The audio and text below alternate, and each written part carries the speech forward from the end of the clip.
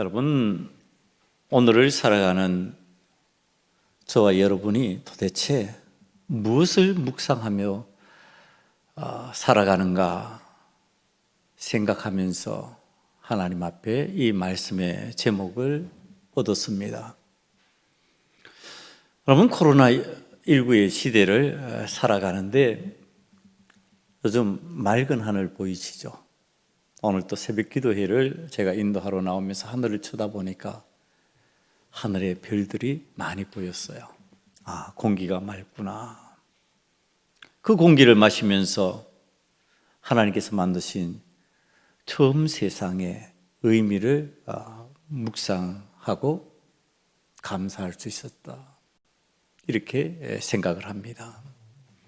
그런데 우리는 지금 우리 눈에 보이는 현상, 이 현실에 매여가지고 본래 귀중한 것을 잘 찾아내지 못합니다. 정말 하나님께서 이 세상을 만드셨을 때 왜 이렇게 좋은 세상을 만드셨을까? 무엇 때문에 만드셨을까?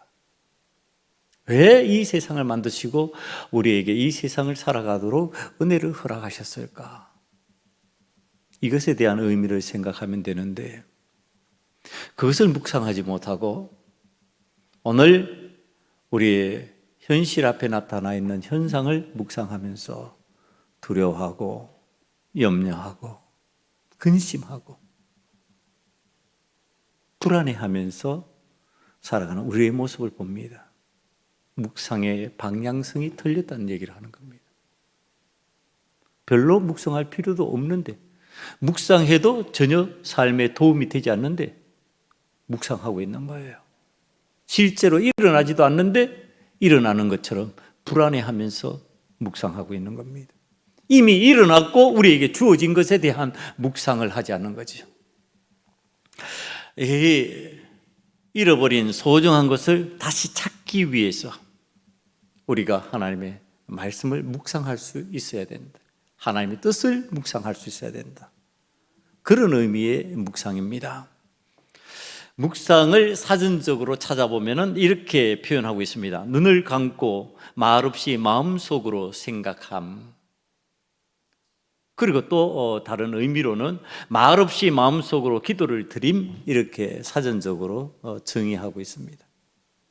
그러니까 생각한다라고 하는 의미가 들어있고요, 신앙적으로는 묵도한다, 이런 의미가 그 속에 들어있습니다. 그래서 지금 생각하는 것, 생각을 잘하는 방식, 하나님께서 가르쳐 주신 것을 생각할 줄 아는 사람이 되는 것, 이것을 오늘 묵상이라는 단어로 여러분들에게 함께 나아가기를 원합니다. 여러분, 이스라엘 공동체가요, 유월절이 되면 유월절을 하나님께 감사하면서 묵상하게 되어 있습니다. 왜? 그 은혜가 너무 크니까. 이 유월절에 받은 은혜는 우리들이 잘 알고 있는 대로 종된 노예의 삶에서 하나님의 백성된 주인의 삶으로 전환되는 그러한 절기입니다. 이 유월절 절기는요, 죽음과 함께 찾아온 절기입니다. 그런데 내 삶에는 죽음이 없어요. 내 주변에는 죽어가는 사람들 투성이인데 나는 안 죽는 거예요. 제가 말씀을 묵상하면서 생각합니다. 하나님께서 생명을 얼마나 귀하게 여기시는데 안 죽이고 그냥 구원을 하실 수 없으셨을까?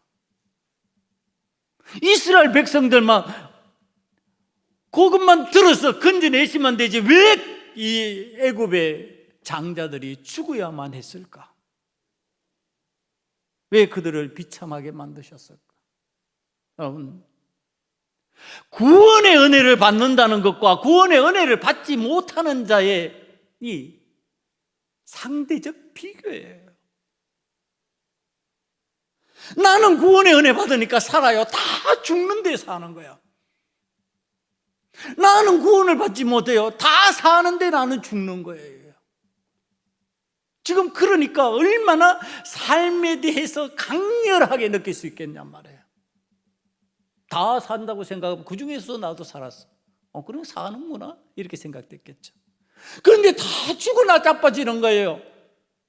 이 동네는 다 사는데 저 동네는 다 죽는 거예요. 거기에서 내가 건짐을 받았어요. 거기서 내가 살아났어요. 그러니까 그 산다는 것이 얼마나 절실하게 느껴지냔 말이에요. 산다는 것이 그저 살았구나 이렇게 간단히 말할 수 있는 내용이 아니라는 거죠. 진짜 살았구나. 정말로 하나님의 은혜로 살았구나. 하나님께서 나를 살려주셨구나. 저절로 이렇게 나올 수밖에 없는 상황의 내용이 유월절이라는 얘기입니다. 그 유월절을 기념하면요, 저절로 내 삶이 어떻게 되겠어요? 내가 살았어. 죽을 수밖에 없는데 살았어. 나는 거기서 영원히 노예가 돼야 돼. 영원히 종이 돼야 돼. 그런데 나 종이 아니라 주인이 됐어. 하나님의 백성이 됐어. 그 얼마나 기쁠까요? 얼마나 감사할까요? 그때 내 삶에서 하나님 앞에 감사가 안 나올까요? 안 나올래요. 안 나올 수가 없는 구조가 유월절의 구조입니다. 유월절 절기의 구조가 하나님 앞에 저절로 감사가 나올 수밖에 없도록 되어 있는 구조였어요. 그러니까 하나님께서 기념해라. 다시 말하면 하나님께서 너희들 나에게 좀 감사하면서 살아라. 여러분, 절기라고 하는 것은요, 상시적으로 늘 하는 게 아니에요. 1년마다 한 번씩 돌아오는 거잖아요. 잊을만 하면은 기억하게 만드시는 거예요. 여러분, 이 6월절의 절기를 지금 예수님이 가르쳐 주시고 계시는 거예요.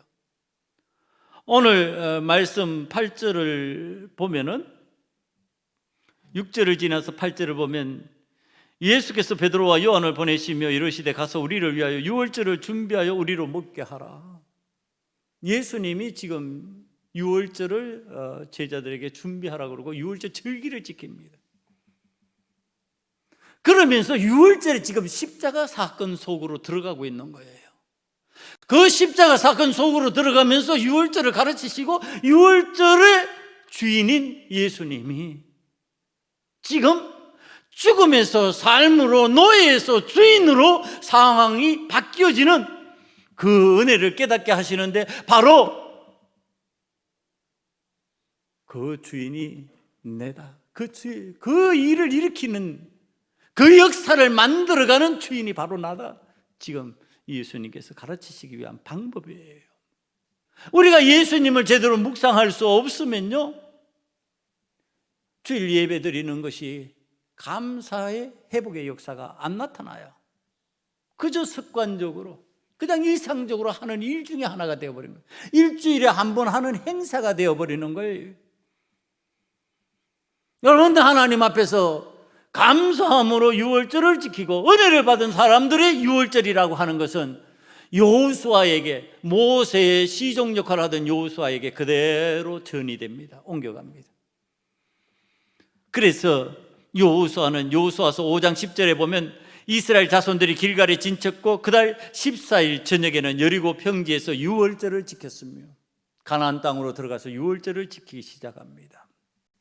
그런데 계속 그것을 따라 잘 가냔 말이에요. 그러지 않는 거예요. 성경에서 가르쳐주는 내용입니다. 열왕기 하로 건너뛰어 버립니다. 열왕기 하 23장 21절, 열왕기 하 23장 23절 이 두 곳에 보면은요, 요시야 왕이 8째 해 예루살렘에서 여호와 앞에 이 유월절을 지켰더라. 갑자기 확 건너뛰어서 요시야가 유월절을 지켰다 이렇게 나옵니다. 그 다음에 역대하 30장 1절로 넘어가면은 히스기야가 온 이스라엘과 유다 사람을 보내고 또 에브라임과 므낫세의 편지를 보내 예루살렘 여호와의 전에 와서 이스라엘 하나님 여호와를 위하여 유월절을 지키라 하니라. 유월절을 지키는 장면이 나와요. 그리고 에스라 6장 19절 보면은 사로잡혔던 자손이 첫째 달 14일에 유월절을 지키되, 그래서 포로된 자들이 돌아와서 유월절을 지키는 장면이 나오는 거예요. 자, 이 장면들을 뽑아보면 그 속에 뭐가 있어요?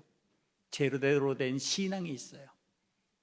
요시아의 신앙, 히스기야의 신앙, 여호수아의 신앙, 에스라를 중심으로 해서 하나님 앞에 제대로 된 믿음을 가지고 살기로 작정한, 돌아온, 회복된 이스라엘 백성들, 그 신앙 속에 유월절이 있는 거예요.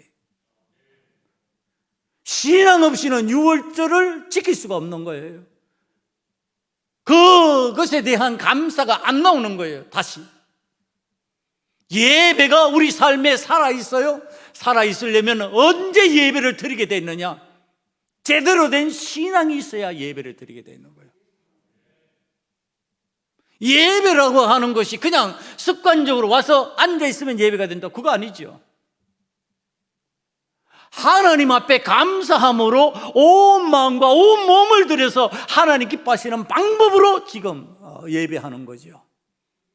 여러분, 그렇게 살아있는 예배를 드리기 위해서는 우리 속에 뭐가 있어야 된다? 신앙 없이는 안 된다. 믿음 없이는 안 된다.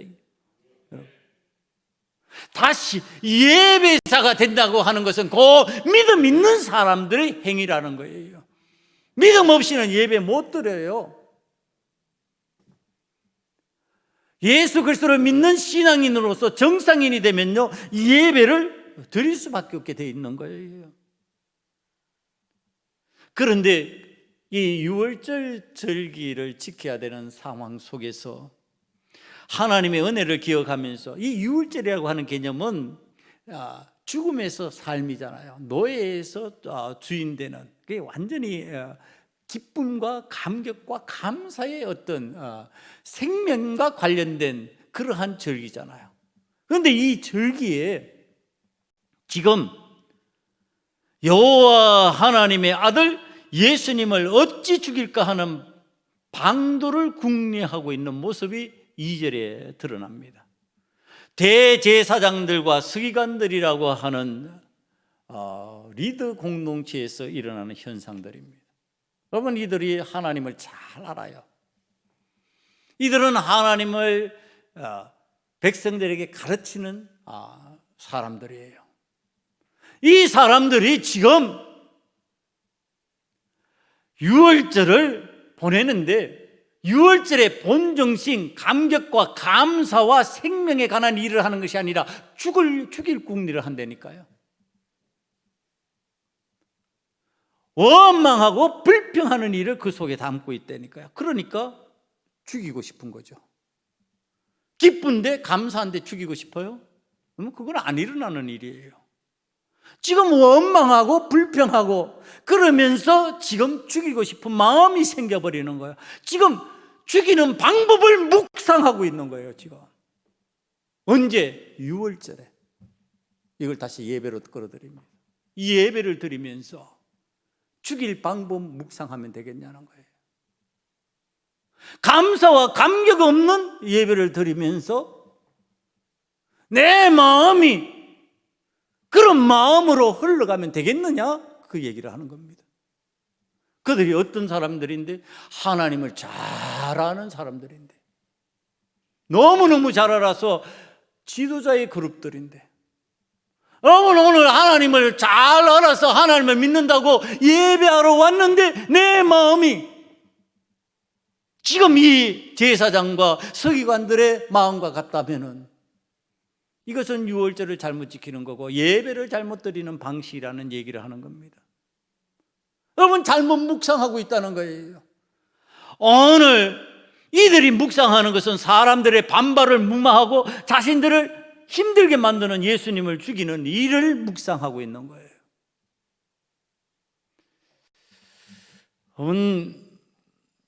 이 삶의 은혜가 사라져버린 묵상, 죽음을 계획하면서 자신의 삶의 욕구를 채우기 위한 묵상을 하는 자들의 위험성을 우리는 어떤 단어로 알아들어야 될까?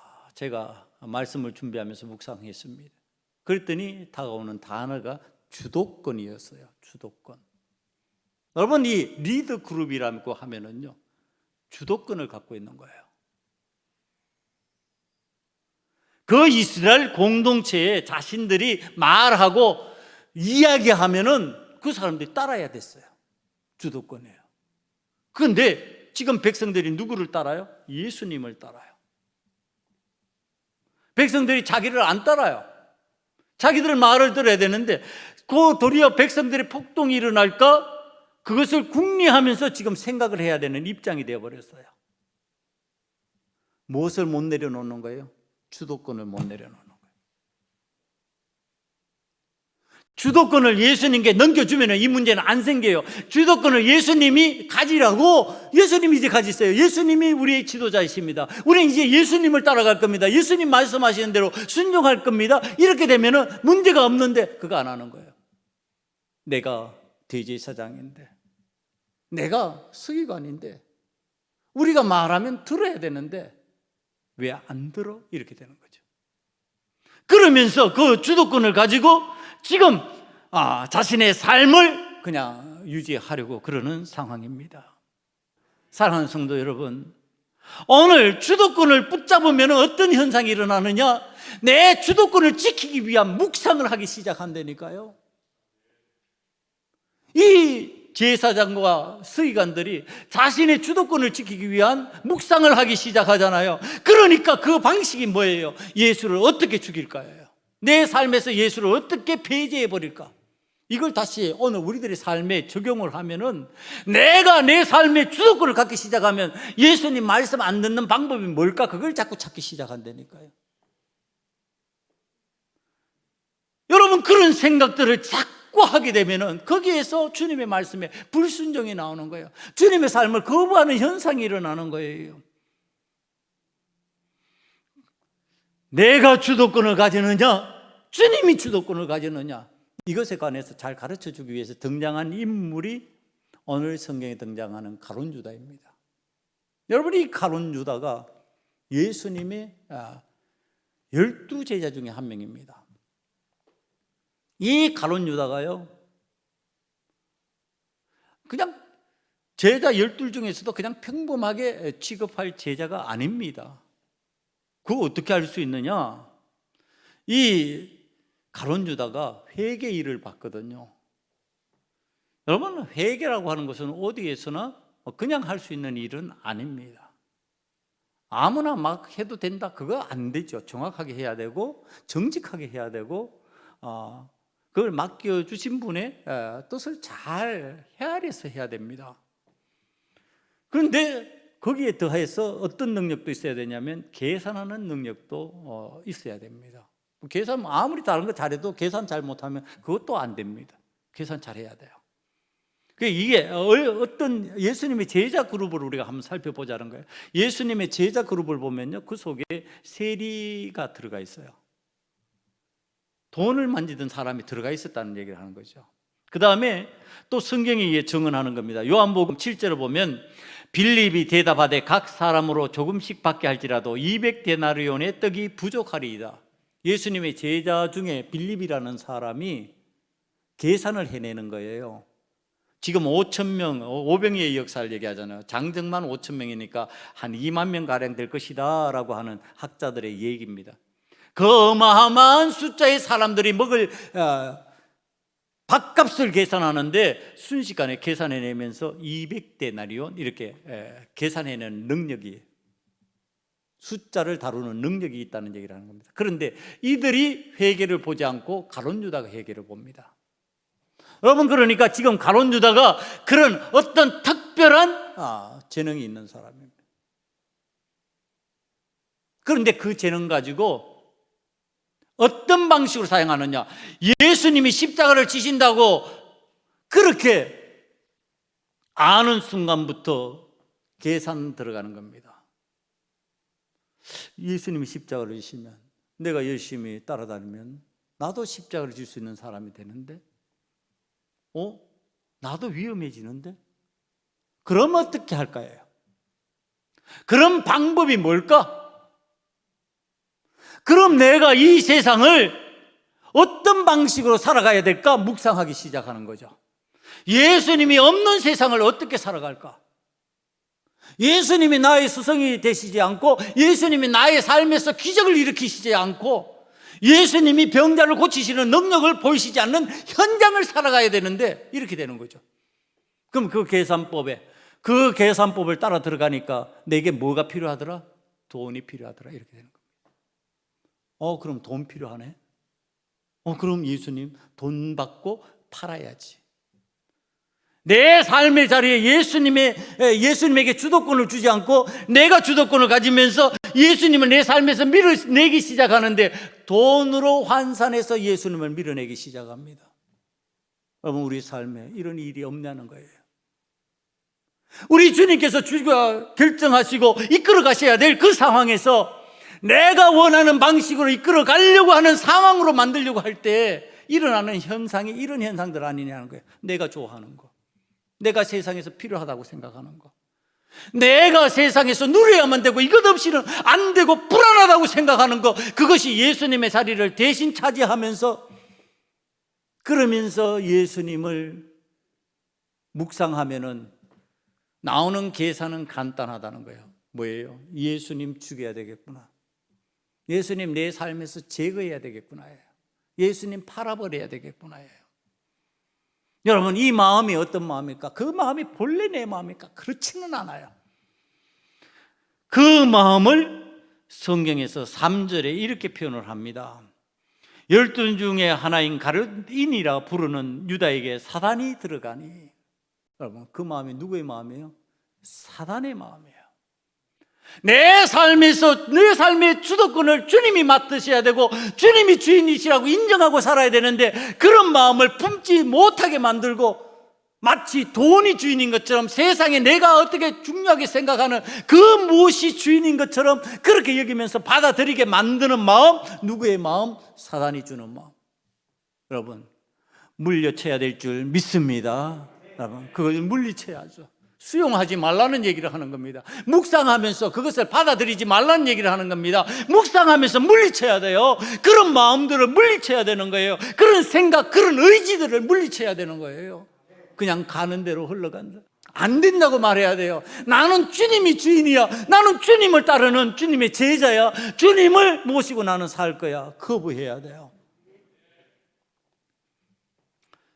여러분, 세상살이를 위하여 길을 찾는 묵상으로 예수님을 팔아버리고 스승을 팔아버리고 지도자를 버리고 자신이 가고 싶은 대로 가고 싶은 일을 하면서 묵상하면서 살아가는 가룟 유다, 사단이 주는 마음을 품었다. 사단의 마음을 품었다. 여러분, 가룟 유다도 그렇고 제사장 그룹도 그렇고 서기관 그룹도 어떤 무리라도 어떤 사람이라도 사단이 이끄는 대로 그 마음을 주고 따라가기 시작하면은 주도권을 내놓기 싫어하고 주님이 주도하시는 삶을 사는 것을 거부하기 싫어하면 일어나는 현상들이에요. 여러분, 사단이 관계를 부릴 때 넘어가지 않으려면 내 삶의 주도권을 주님 앞에 내어놓으려고 결단해야 돼요. 여러분, 내가 주인 노릇하려고 하지 마세요. 내가 좋은 대로 결정하지 마세요. 여러분, 주도권이 주님께 있으면 그럴 리가 없어요. 안 되면 어떻게 해야 될까요? 기도하자 그래야죠. 해결이 안 되면 우리 하나님 앞에 무릎 꿇고 기도하자. 하나님의 뜻이 어디 있는지 알아보자. 이렇게 돼야죠. 여러분, 하나님의 뜻을 묻지 않고 내 생각대로 해버리니까 문제들이 터져 나오는 거예요. 오늘 하나님 앞에서 제대로 된 묵상을 하고 살면은 절대로 주도권을 내가 가지려고 덤벼들지 않는다는 거예요. 우리 주님께서 주도권을 가지셔야 되고, 우리 주님께서 주인이 되셔야 되고, 나를 위해서 십자가를 지신 주님께서 모든 것을 다 이루어 가셔야 된다. 그래 되면 거기에서 무슨 불만이 있을까? 거기에서 무슨 원망이 있을까? 거기에서 무슨 불평이 있을까? 오늘 사랑하는 성도 여러분, 저와 여러분은 주도권을 주님 앞에 내려놓는 묵상을 할 수 있는 은혜가 임하시기를 간절히 축원합니다.